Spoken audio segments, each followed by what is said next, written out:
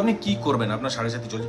একটা মানুষের জীবনে 2 বার থেকে 3 বার সাড়ে সাথী আসতে পারে, কারণ শনি একটা রাশি থেকে ঘুরে আবার সেই রাশিতে আসতে 30 বছর টাইম নেয়। 30 বছর। এখন প্রশ্ন হচ্ছে, যখন আপনার সাড়ে সাথীটি এসছে লাইফে, তখন আপনি কি পর্যায়ে রয়েছেন? আপনি কি কেরিয়ারের টপে রয়েছেন?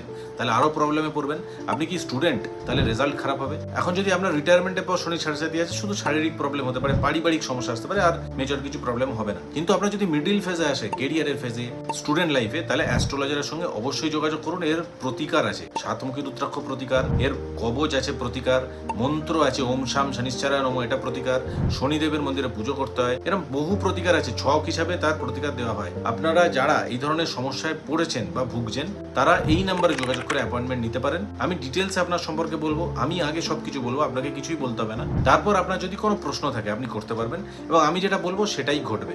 হরোস্কোপের এই 12টা ঘরে যা যা লেখা আছে তাই আপনার জীবনে ঘটবে, এর বাইরে কিচ্ছু ঘটবে না। আপনি যতই চেষ্টা করুন, কম্পিটিশন করুন, হিংসা করুন অপরজনকে, কাঁদুন, কাটুন, কিচ্ছু হবে না। যেটুকু লেখা আছে ওটুকুই ঘটবে।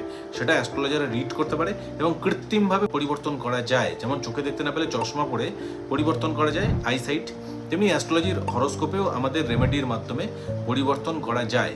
যোগাযোগ করুন, যদি প্রবলেমে পড়েন আমি ডেফিনেটলি হেল্প করব, এবং প্রচুর আমার ক্লায়েন্টরা উপকার পেয়েছেন রেমেডির মাধ্যমে। ধন্যবাদ।